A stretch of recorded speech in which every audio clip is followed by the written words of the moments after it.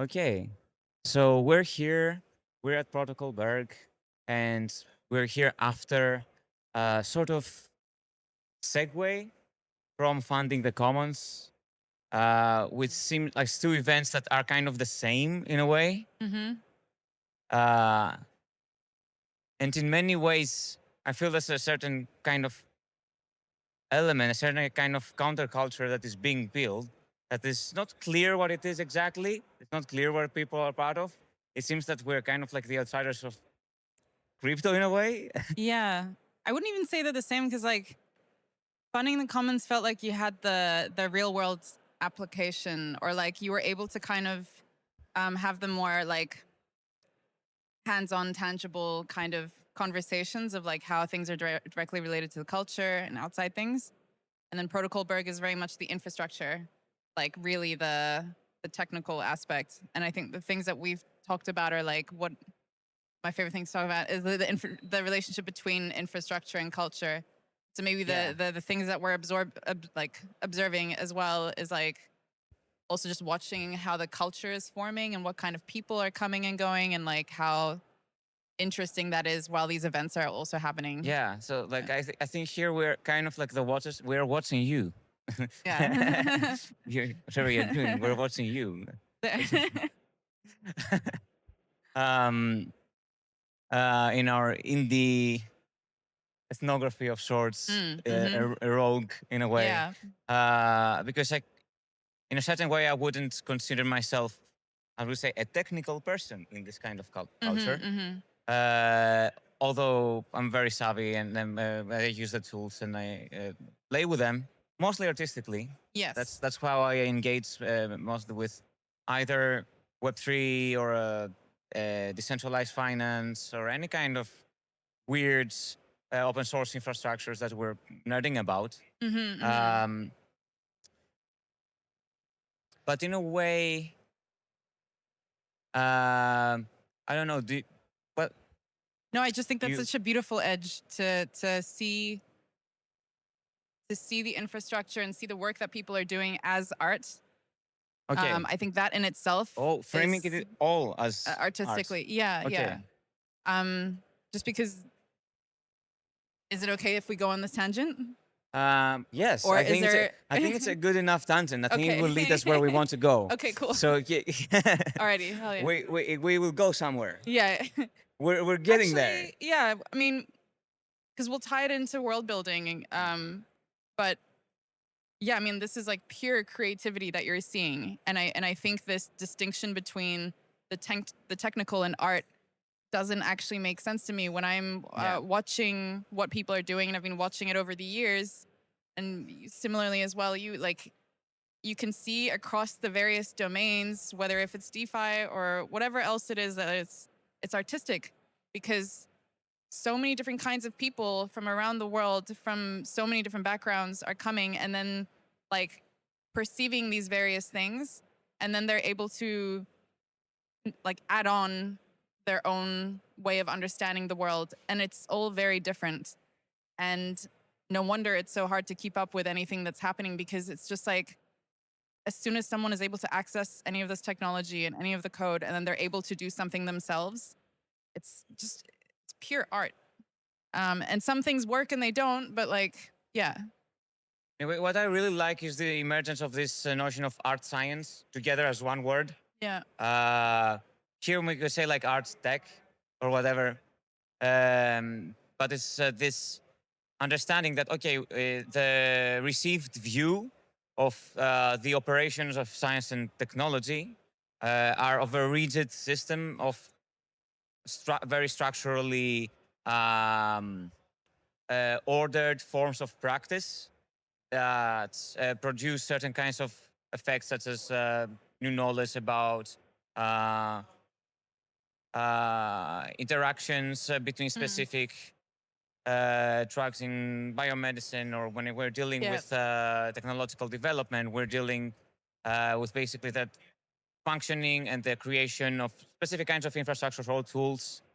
And but in a way, if we take it outside of the institutional context that we're used to, we're dealing with a kind of practice that is more experimental, as in experimental Mm. art, rather than experimental as in experimental trial, let's Mm, say, mhm, mhm.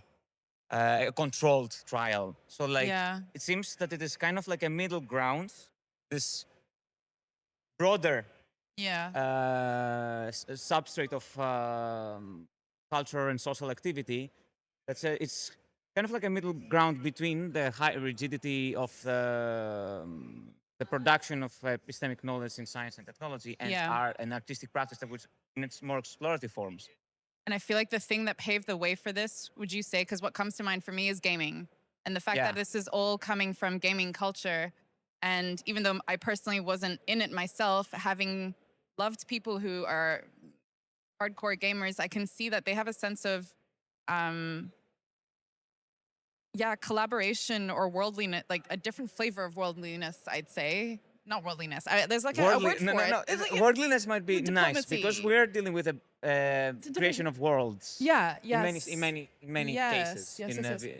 in gaming, uh, which is also what authors, fiction authors, do Mm. with a different kind of medium. Mhm. Um, so yeah, I like that. No, I like that worldly. But how did you mean? What did you want to get to? I sense you had a Well, I think different this sense of the word. phenomena of like gaming Yeah. has from someone who's watching from the outside. I mean, you can obviously like what shapes this industry are people who are native to gaming and mostly. And so I think it is very much this psychology that has created this incredible kind of scene or like I don't know what, mushrooming kind of innovation. Okay, so we're kind of like an evolution of gamer culture, I'd say so. kind Yeah, of yeah, like yeah. the next steps in a more interdisciplinary and a more kind of Yeah. inclusive sense in terms of different demographics that have entered. Because And you have that psychology, and then I think also separate to that, you have rising people living overseas yeah, increasingly. You have digital like nomadism, and so you have it's a really various interesting topic too. So I don't know if yeah, we and get so you it have there. like various cultures intermingling. You have people. We have festival culture. I think sometimes people refer to this as well because it's suddenly like we're all kind of mixing our cultures a little bit and at the same time we're finding our own sense of like identity as well, and so it's like a big mishmash of like it's a big mixing pot, and at the same time we're trying on different identities. That is Yeah, very true. There is the sense of festival culture here too. yeah, yeah, yeah, Sometimes it is a bit more overt.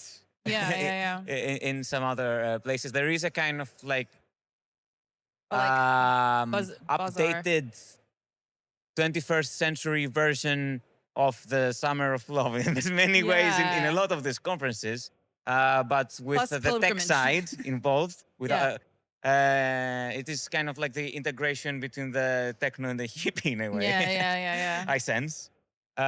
Some would cringe with that kind of cultural label, but if we see it, or if we try to liken it to something Mm, of that sort with a similar kind of social influence, let's say, or a certain kind of um, uh, creation of cultural mm-hmm. products, then this is very close, I think. Is I treat it as Yeah. similar. And in a way, like the best kind of learning you do is also in person. And so the fact that like there's only so much we're learning online, which is great.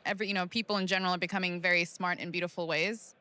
But then all of a sudden there's the reality of like meeting someone in real life and the way you can make decisions and the way you can configure your reality is slightly different to when you can do that in the digital world. Yeah, So I think that like the real life meeting of people in these spaces is also really quite fascinating. yeah. Because I remember when actively working in the, let's say, generally the Web3 space, but also in more cooperative forms of organizations.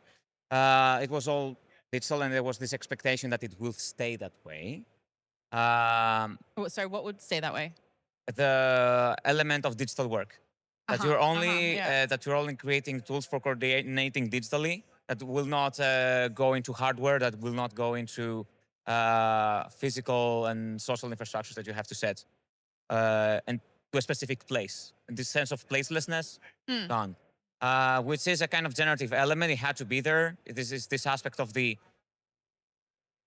um, internet in itself in this function to deterritorialize, to just uproot, to deroot Hmm. from wherever kind of cultural context you are, to so that you can move freely more nomadically Mm-hmm. and reroute. Mm-hmm. But you have to reroute, and we have been in this moment of like floating around a little bit. Mm-hmm. So I really like this digital to physical kind of shift that is going on. It seems like Mm-hmm. a natural necessity. It's like a reshuffling. Okay. I feel, yeah, can you like sense there's a reshuffling, and also something about the digital world. Let me retract that. Like by Okay. sometimes like having been in the space and meeting in person with people who you really, really resonate with reminds you that like just how magical the internet is. You know, there are certain things that happen when you realize, wait, how the hell is like me like from that side of the world with my weird Yeah. story connecting with this other person from this other part of the world, and we all have very strange backgrounds and weird and very resilient stories. um so it's kind of like a lot of, there are so many beautiful stories of friendships, of partnerships, Mm. also manipulation and other things as well, but like there are these kind of new patterns of, yeah, resonating with people and meeting people and serendipity, shared interests. Mhm. And we were saying like social graphs as well, based on like, I guess like when we're spending more time on Twitter, it would be intellect, or maybe it would Yeah. be humor. And all of these things also reveal parts of our psychology. They reveal parts of our lifestyles and our values. So when you're meeting physically, like you're kind of connecting on very, very deep internal things that are hard to name sometimes without any kind of physical identity thing or any category. So you're defying categories whilst resonating with people. And that's pretty incredible. Categories of what sort? Like Uh, identity categories, because okay. we're typically Yeah. Right. we're evolving. We've always had like this sense of belonging based on identity, right? Yeah.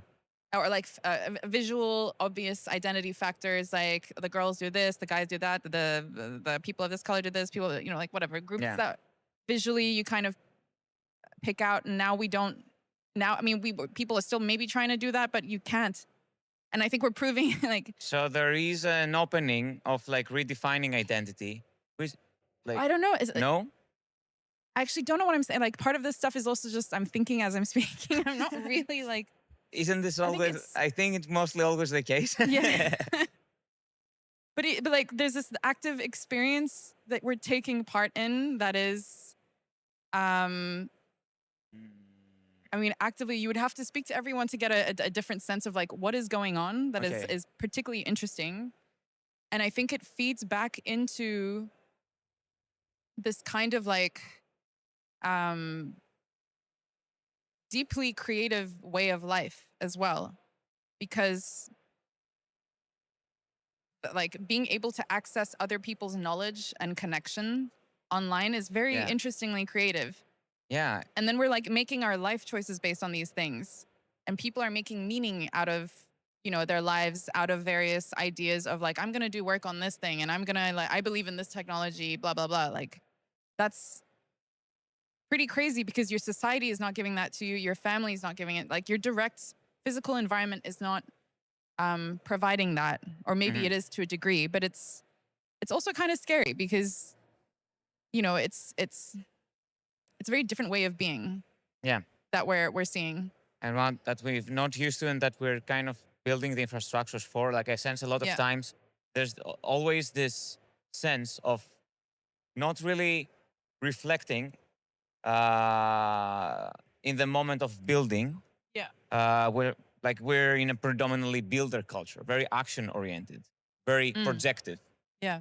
um, based on some assumptions and visions of how you design specific tools for either for communication or either for the financial tools.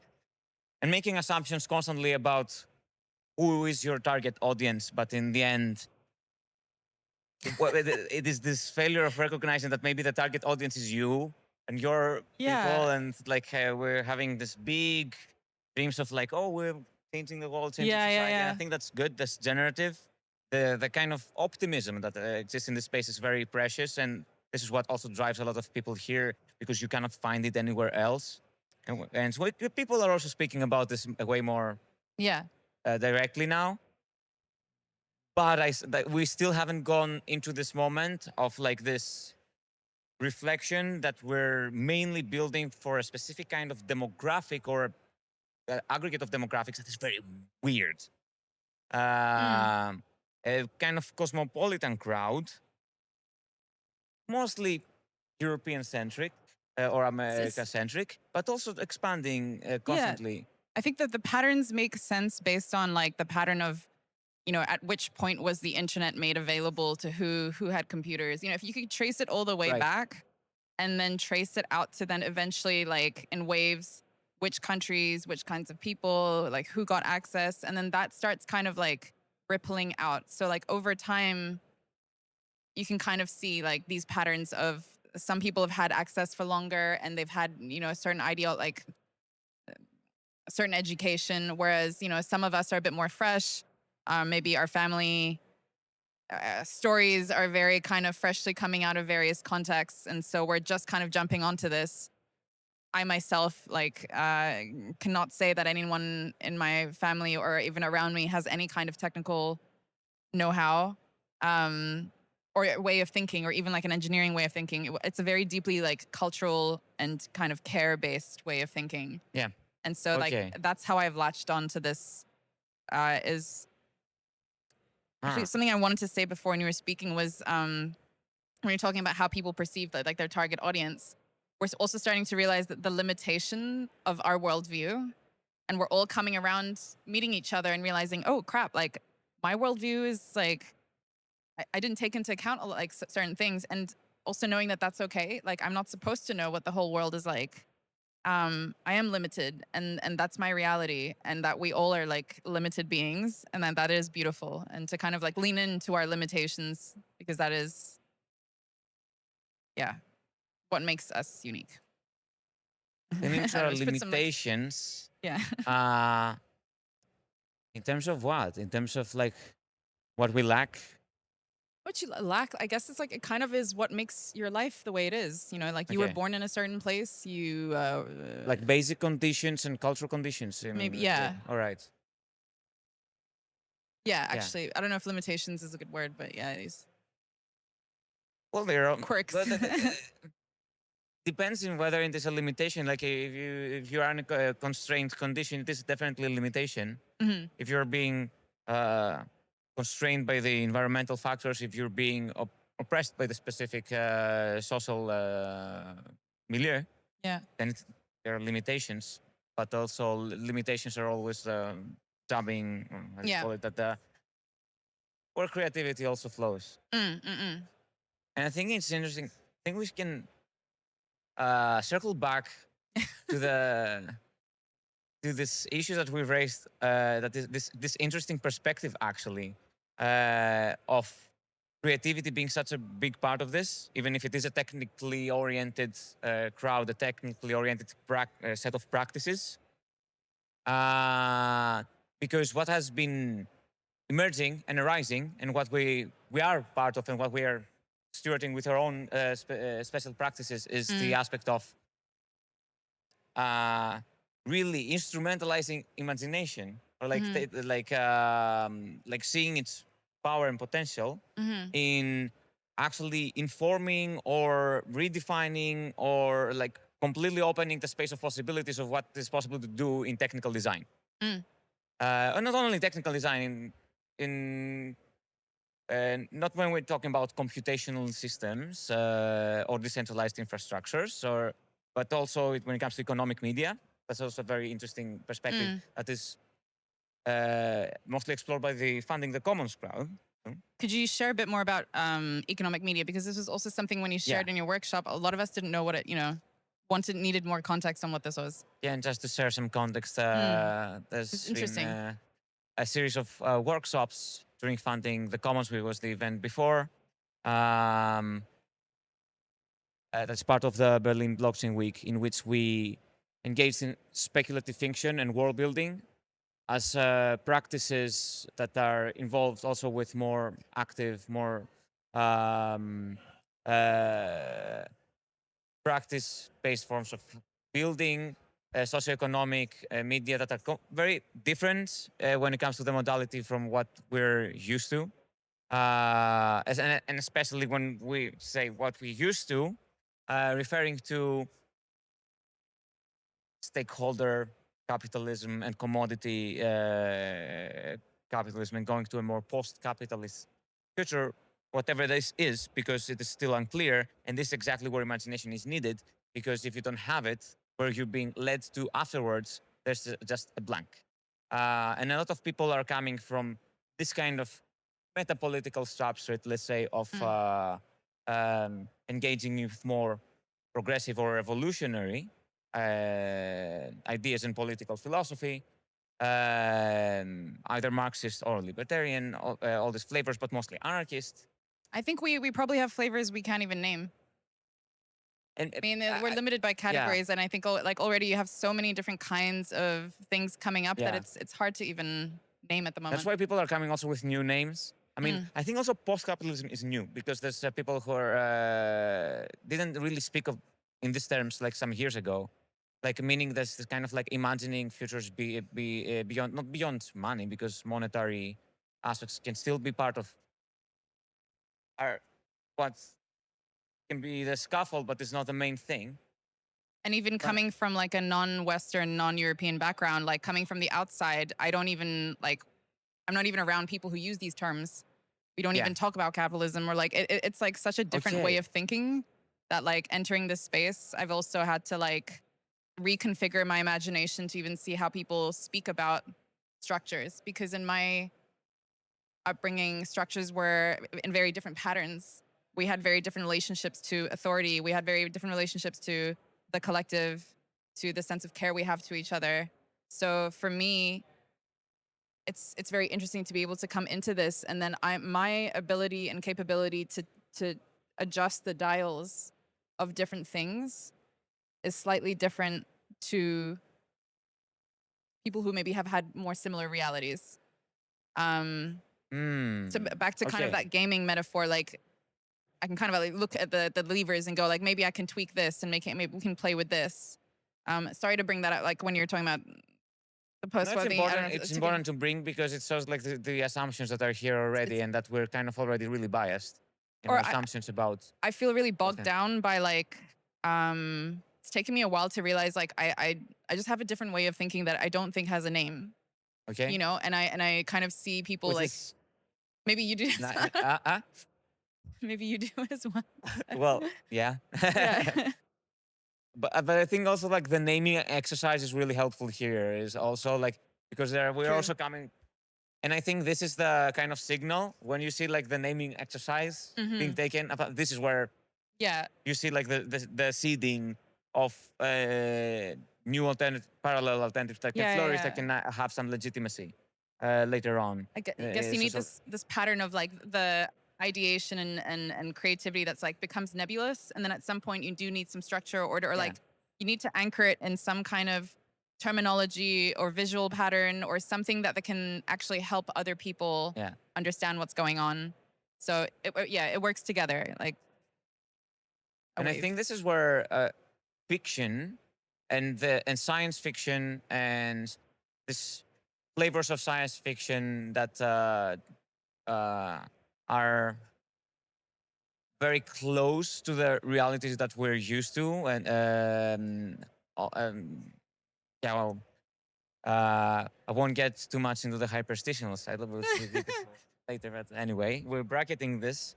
I think that in general, like science fiction can allow you to remove yourself from the kind of patterns of understanding of labeling systemic structures that Mm. you're used to, and just like not have the need to do that, just go full into the mode of redesigning the institutional forms. That I don't think that in general, even in the old science fiction of Heinlein or of Asimov, you see like straight up like economic or political terms being used to Mm. describe the systems that are the usual ones, Mm-mm-mm. what we're used to. And it's because in that space you're free to not do that. Mm-hmm. um, so we're kind of like so. This is also a direction in which like we can make this approach flow, like realizing okay, we're not thinking far ahead when we're like using old Mm-hmm. ter- terms from political economy and political philosophy to talk about what we're trying Mm-hmm. to do. But I would be really interested to know like how would you like if we can play the naming exercise now. What Actually, are a few names that? while you're speaking though, like I've had like multiple other things that I want to talk about now. Okay, I want to bring in the notion of like time. all right. That's okay. Um, because I think when we had like things happening very slowly in the past, innovation was happening slowly, or like evolution, human behavior, society, the need to uh, imagine futures or kind of because you probably have less problem density per time, right? Because things are going a little bit slowly. Maybe the car just gets introduced and you're dealing with the first order or second order effects over a longer period of time. And so perhaps at that point, the act of imagining a different future or a different possibility and the practice of speculative fiction um, maybe isn't as widely, I wouldn't say necessary, but it's not happening as much. But like I'm trying to compare it to the modern day right now where we have so many different options, so many different ways of living. Software has made it possible to do all kinds of things like immediately. And so it's bringing our worlds closer to each other. So the act of writing science fiction is not so far from reality because it is Okay. possible to make things happen very quickly. Yeah. And your decision making in the real world is you have much more freedom to make different kinds of decisions. You're not making decisions like most people around you like you would have done in maybe previous generations. Hmm. Is this making sense? Like it's Yeah. I mean, that's basically the big premise of the practices we're involved with. That Mhm. actually the line between fiction and reality are not that clear. The line between the artwork in itself and the social worlds we live in are also not that clear. They fit to each other. They always did. We Mm, just didn't pay attention to mm. these effects. And now we're led to dystopian cyberpunk mm, scenarios of technology, and we're wondering how did that happen? Uh, And also when we like first met and you mentioned this, I cheeky like said something about like I feel like these dystopian narratives still come from certain parts of the world. But Mhm. one of my favorite people, Ben Gertzel, I remember there was being a talk with him where he said like, well, his wife is, like, or he was talking about like Asian science fiction, like having kind of more positive takes, more utopian kind of Right, things. right, And yeah, so yeah, after watching that talk, it really inspired me to write that way because that's what interests me. Like yeah. I don't I've seen enough like suffering and enough things that drive me to overcome and create nice things. I want to create beauty and positive spins because of the pain. Mm. Sometimes I wonder if people are creating dystopian futures or predicting that where that actually comes from. That's It what I'm reveals the really interested in. psychology. That's what I'm really interested in, actually. Yeah. Because here's the other thing. On the flip side of that, the Mm. practices that we're involved, where we're like, okay, we can make this non-dystopian, or we can make it just utopian, and then we'll use these terms like of utopian conspiracies about the world, and say it. instrumentalizing imagination in that sense. Mm. And we have the emergence of Solarpunk, especially in Ethereum and Web3, as an actual countercultural social movement that really tries to also like go into visual imagination, go into and use it as a scaffold to basically influence the direction of technological development that is happening right now. So there is this move towards, okay, we can use this tool for like bringing forth hopeful, positive futures. But I feel that we went too much on the other side, and it became kind of like almost a vanilla, family-friendly kind of version of reality, a little bit too kumbaya. Maybe because kumbaya. A little bit too everything. Cool. Maybe this is because it's a funny thing happens when there's a collective dream making or whatever, a collective imagination versus when you do something personal and from the inner world. Yeah. That's very sharp and very authentic, and it doesn't necessarily spin off into like polarities, right? If I was to imagine something, I wouldn't go completely one way or the other unless I was a very extreme person. But when you have like these group things happening, you really kind of want to go one way because that's what drives, maybe like captures attention and gets people on. So there's underlying social dynamics at play here. Yeah, and I think when you add numbers, different things happen. And the collective idea, like the thing that spins people together, like if we were to connect based on a quirk or something that's nuanced, like it would be harder to get it going. Okay. I don't know. This is like an emerging thought. I'm not sure. I'm not convinced about that, actually. No? I'm not convinced, and I think that's it shows in reality. Because in fact, even if we have these imaginaries, they haven't really caught up. And there's a lot of people that haven't really caught up, and there's lots of people who are suspicious towards like a Solarpunk future. They're like, oh, that's not possible. That's not gonna happen. And even I don't want to be in this. It's maybe because what do people want? So yeah, it's a thing, right? Yeah. Also, maybe we all just have to deal with the fact that our sense of like we're also limited by our understanding of the world. And we're constantly trying to make sense of the world. We're addicted to it. Yeah. And we're addicted to telling each other what the world is and what people are and what we're like, this is our like intelligence addiction. And maybe that in itself has not been checked. And so like we're still running around in circles, like trying to decipher or like create these futures. And maybe it's this kind of desperation is clinging at something that is not there. I don't know. So we're trying to like impose too much, like a certain kind of vision that is too unified. Maybe collectively we don't understand that there's whether we have like a blind spot. Okay. Maybe and what is this blind spot? I don't know. Okay. It's something. Is it maybe this? I think what's itching that blind spot is this obsession with trying to make sense of everything. And you see that too, and there is this rising, emerging scene of sense makers and like this kind of meta frameworks to like really get us out of the meaning crisis and meta-modernism and getting things together, getting these threads, which are in a certain way needed. In another way, there is this underlying sense of like obsession, as you said, of not really letting be in a mode of groundlessness and being okay in it. Is this where you're going at? Groundlessness? Yeah. Or maybe not groundlessness.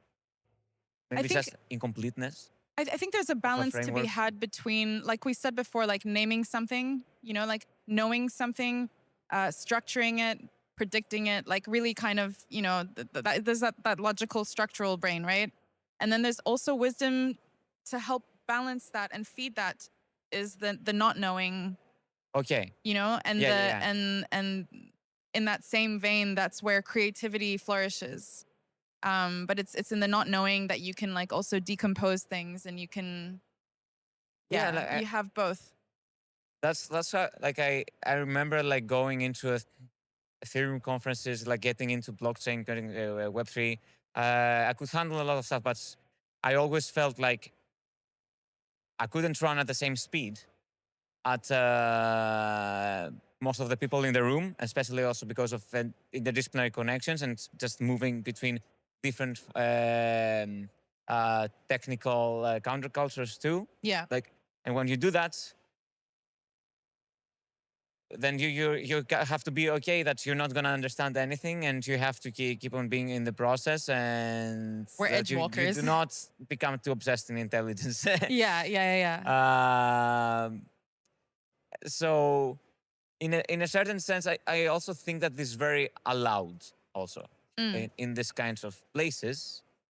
It is okay to be in that sense because we're really dealing with extremely complex forms of Hmm. infrastructure Yeah, I think at the that we don't frontier, know how they even work because we're still in the process of yeah, prototyping. it's like it's at the frontier. It is okay that like yeah, there's this when you're walking on the edge, especially on the edge of many various frontier things Yeah. happening.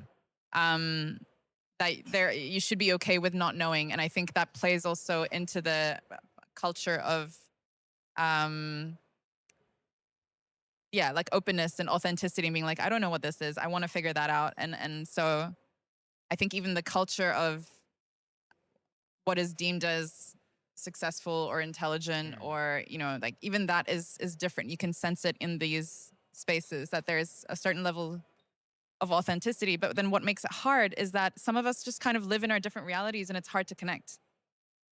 And I think that's Yeah. sometimes maybe why the storytelling and the narratives do help us kind of connect back again, because like it's kind of hard to look around and be like, okay, like how am I supposed to connect with who? Um, Mm. yeah. But So, then these narratives become very unified narratives, right? And they become maybe too simple. are you referring like to the lunar punk, solar punk kind of thing, or Solarpunk, yes, let's say the Solarpunk. I think it's good enough as a meme. I what think it's would okay. you I what think would more you Solarpunk would be what okay. would you like to inject or imagine? Like Okay, all what's right. itching you? This is Yeah. good. Um, the dark side of the psyche. Ah, And yes. why are people so interested in cyberpunk anyway, and this kind of like post-apocalypse kind of scenarios? There's a lot of critical theory about it, about the state of late capitalism, Mm, that mostly Zizek has been uh, ranting about, but I don't think that's actually the case. The case is more of a fundamental desire for destruction that is there. We should acknowledge ah. there's a desire, a desire for destruction, and a desire for seeing a catastrophe happen, or it is, maybe the aesthetics are actually cool. Cyberpunk aesthetics are actually cool.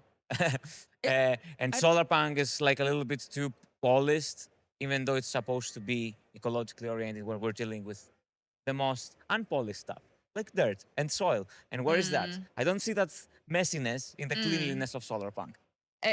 Kind of also like reflects maybe a bit of like extroverted intro. I mean, we can go into so many different directions with Right. this. Um, like even when I look at the various like punk and hippie cultures, even you could say these are like the earlier derivatives or whatever, the opposite of a derivative. That like the choice of color, the choice of material, the choice of like music, even like all of this stuff can probably reflect a certain kind of attunement that people will have, so like Okay. maybe when people are drawn to more of the punk things, the darker colors and like I know it might sound basic to people, but I've been watching and observing this for a very long time because I Yeah. do find it interesting, and I hang out with very non-technical people and also very technical people, and I'm watching like the clothes and the choice and the music and all these Yeah. things. Yeah. Yeah. Uh So huh. that's my sense making, is also Okay. like trying to like see those connections, and because no one really cares. I do, and I find that, yeah. Do you like this kind of demarcation between like the this notion of the creative class, the hackers, hipsters, hippies. Say that again. You're familiar with the notion of the creative class? No. Basically, this term advanced by sociologists to really understand this emerging cultures in mostly in urban environments, Uh-huh. in metropolises that really are the vanguard, the avant-garde and the experimental forefront of new forms of cultural creation, which also ends up being what brings a lot of economic capital to cities Uh-huh. Yeah. because they become cool. And Yeah. then we can be led to either a Berlin type thing or a completely gentrified Mexico City. Um, I love uh, that we're bringing in the urban planning aspect to this. Because like your physical environment does shape you. It's shaping your lifestyle, it's shaping your values, your behavior, how you socialize with people, and then you can fall into various lifestyles. And then like that can start feeding into then how you Perceive the world, how you want to make sense of it. And I think the same thing happens in the digital world. You start getting thrown into different places. And so just as much as you experience a space or a way of life you're thinking online, spatially now. Okay. I definitely see, like, I think, yeah, like I studied urban planning, so I feel this space in a spatial way. I was initially thinking of demographics. So like, okay, like in cities we have hackers, hipsters, hippies as the creative class. Yeah. And there's no other ways to say it. It's just to say that, okay, we're kind of on the more hacker culture here. And there's also the hippie culture, which like goes into like music and the school, like playing with aesthetics. But we see the merging of that also with the hippies, what we were saying before when we started. Yeah. Kind of like mismatch, like all these different like parts are merging together again. But also like the aspect of space is really interesting. And I don't know if you know of Ian M. Banks, Of who? the science fiction writer Ian M. Banks. No. That's exactly like his point. It's like, okay, if we're trying to, for example, understand the space age culture and what would survive in this context, what kind of, and you know, if we're not in a terrestrial realm, we would have like either flat plains or rugged mountainous areas, and we have the difference between the ground and the horizon, which really forms how we think. If we have just an open, expansive space, what kind of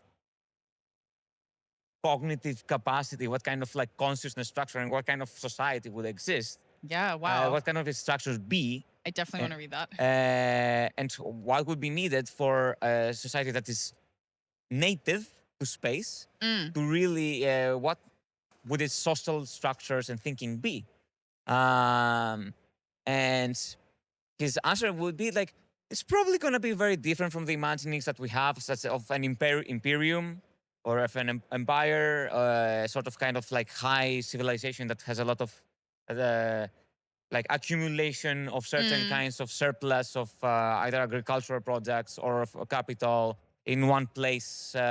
And because it's stable and because you can do that. And you can have fields and plains where you can grow a lot and store a lot of wheat, for example, and tax people for that. And that will get right now. But in a space environment, you have to have a civilization that is way more okay with constant fluidity, that cannot rely on surpluses, and it has to have like a high sense of self-sustainability, basically anarchism. Yeah. So your environment then immediately shapes how your society is going to be structured in order to be able to retain whatever you need. And like, I really love how here we have the example of, the science fiction is helping us understand our way of being better. I mean, all of this does. And it's like a nice reminder for ourselves that we can understand each other better when we even not only read our own or have our own practice of writing fiction, but also connect with each other's speculations. That's interesting. Like, what if we take that into account? What kind of spaces, what kind of design features would you like change? Like, how would you reimagine spaces of events, of gathering, for example? I like this. Yeah, okay. I like So we go on configuring. boats? Yeah. So you do the ProtocolBerg on a Yeah. I think what's really fun is having been in the company of people who are reconfiguring the digital space Mhm. in the most deeply creative ways. I still find it hilarious that when people come together in a physical sense, the imagination is very limited. People are still behaving kind of as consumers. The conference styles, even the unconference styles. I mean, we go to unconferences and probably Yeah. more creative types of gatherings. They're, I'm kind of like I enjoy spanning different modalities of gatherings, but I still kind of think there is so much space to explore, Mhm. particularly around, like how do you act in a space? How do you tidy up after yourself? How do you respect someone? Etiquette around, offering, if you're about to eat something, offering a bite or some water to your friend. How do you interact with strangers in a space? When it comes to choice of Okay. music, like oh, who decides what, like all of these various like environmental factors. We're so used to things being normal that maybe we don't question it as much, or we don't kind of think about it. And for me, it's the most brilliant design space because you can play around with anything. You could put DJ decks in the kitchen and create a very cozy space where people can come and hang out Mhm. and decompress, and have conversations while cleaning and watching each other Okay. clean. And without actively saying anything, you can create a much warmer hearth in a space that is familiar to all of us. We all have like the kitchen space at home, but increasingly, I think in the modern life, we've gone away from it. Okay. And I personally believe that our disconnection to certain parts of our ways of living seep into our technology as well, and how we use technology, how we even use AI.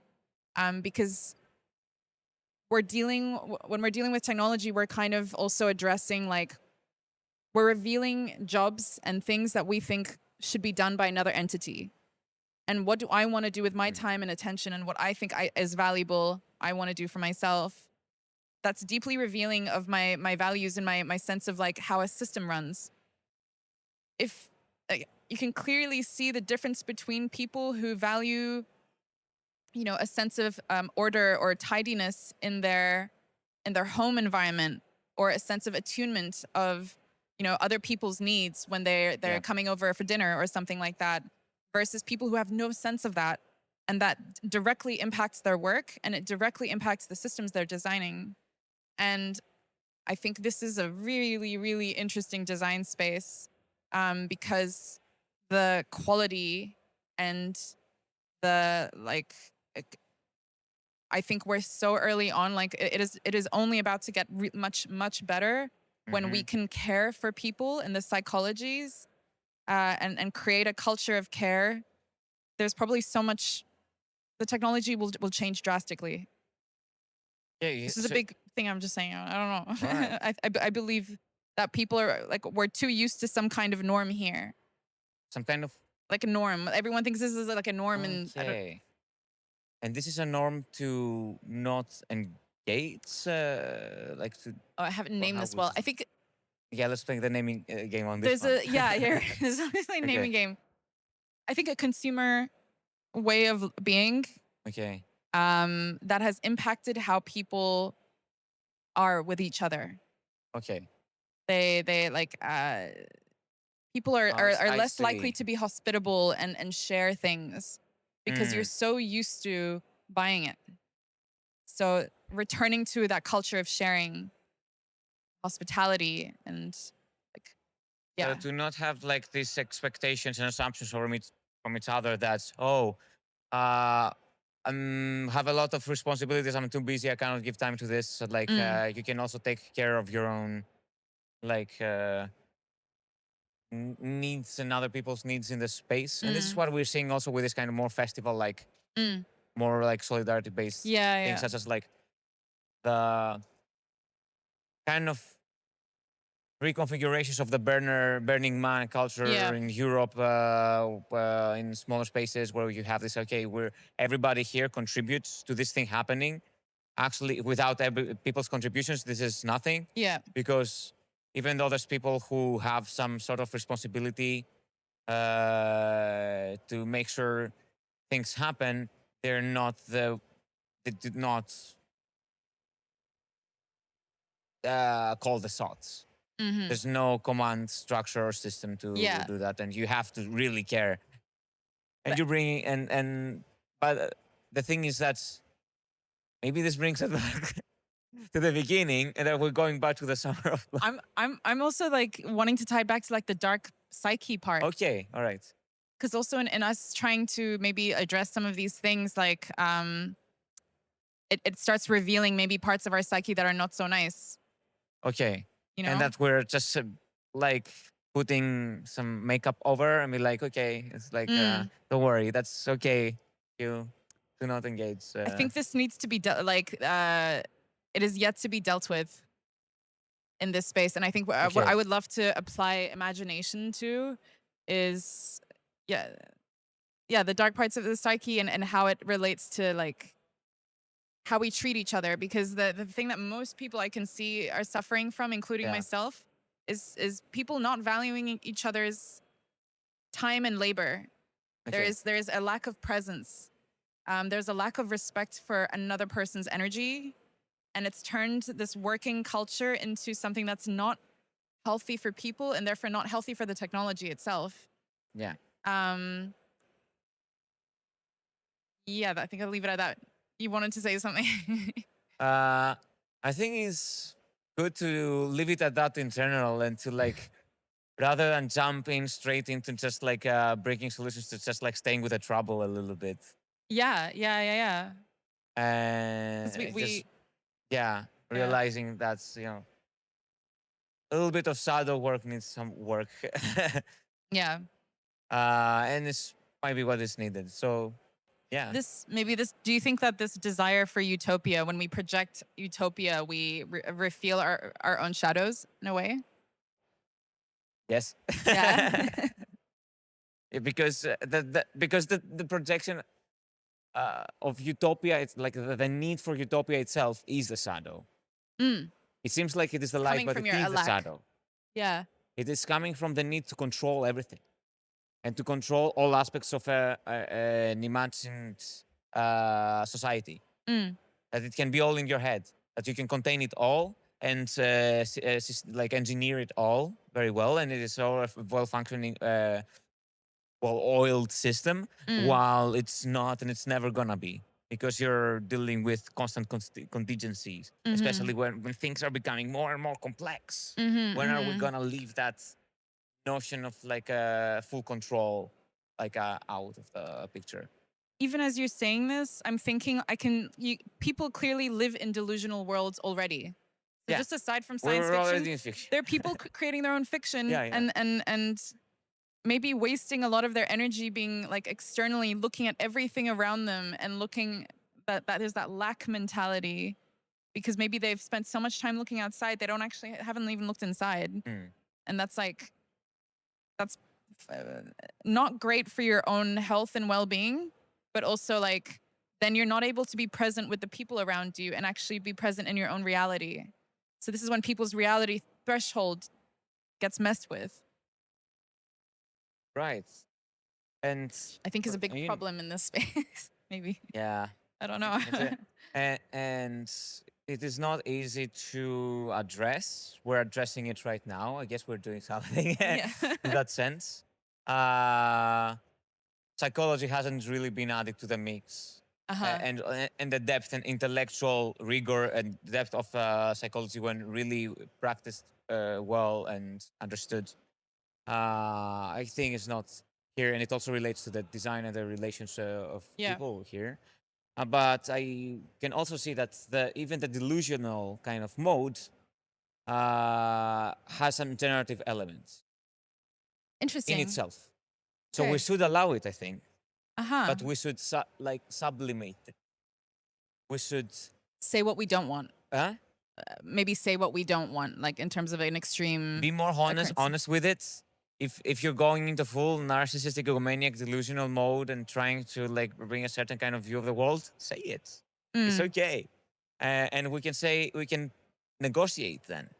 Otherwise, you can't negotiate. But I can negotiate. I can play into it somebody else's fiction, and I'm willing to do that. That's why I was in Ethereum for years. Maybe this is where theater comes into play. Like we And I'm still- acknowledge a container for. Huh? What did you say before? Sorry, I just missed it. No, like that's why I'm willing to be in Ethereum and its collective dream.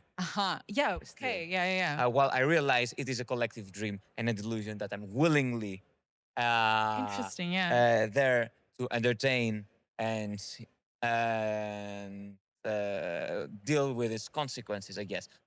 Well, I don't think this is the attitude in general, and it's not easy to enter this mode, but I think we can bring this up. Mm-hmm. So So to a certain degree, delusion can lead you, move your energy, and shift you towards something. I've seen this with so Yeah. many people, and it's like very creative people, visionaries. There's the sense of the visionary, and it sounds so cringe or so like you're over yourself. I think some people are in this mode. It's a specific cognitive mode. It's nothing special. Yeah. It's nothing to be prioritized over others. We seem to prioritize it over others in this broader kind of modernity Yeah. structure that we are involved with, that we're still perpetuating. Other cultures are not of that sort. Yeah. This is not the most important thing. But I also find it generative. Mm. I think it needs more like to be balanced and to be to treat because it is a weapon. Yeah. We're playing with narrative, and constructing it is a weapon, very powerful. All intelligence warfare is leading to that now. But if we're doing psyops on ourselves, we better realize it. Yeah. That we're dealing with a very powerful weapon and appreciate that it's a weapon. That is, appreciate that it's powerful. Yeah. And appreciate its beauty and darkness at the same time. Yeah, this is like one massive collective theater thing that we're doing. And on one end of the spectrum, what terrifies me is the people who are able to turn their delusions to reality sometimes are very good at manipulation, because in order to make those things happen, they can play with other people's psychology. They can, I don't know, like shift their reality towards the delusion that they want to make. And sometimes that can really scare me. But what really does inspire me, and maybe these are the friends that I've made along the way who are very, very special, are the people who are able to adjust their reality based on just like authentic behavior, and morals and ethics, and really high ethics. And probably Okay, high ethics. that's the core of probably what I've been drawn to, similar to you, like but jumping between different parts of this space or different cultures and subcultures is always like a standard of ethics. That's been very important to me to watch how people behave, and because they inspire me, because I can see them shape their reality. I don't see them maybe as delusional, but maybe somewhere like they have to be driven by something. Yeah, maybe they have to be delusional to a certain degree, but there seems to be like a check and balance with reality and like them caring for other people while still maintaining a hope and a vision. Yeah. Maybe that's why Yeah, we I call can some see people that. visionaries and others delusional. Right. Okay. Right. That's an interesting distinction to also like really like hold into. Yeah. Because it seems double-sided, right? Yeah. It's kind of And like who the same gets to say what's not good and not good, you know? Like that's also, yeah. we right now. Yeah. Right. So we've been running endlessly. How are we in terms of time? Okay. Brilliant. Thank you so much. Cool.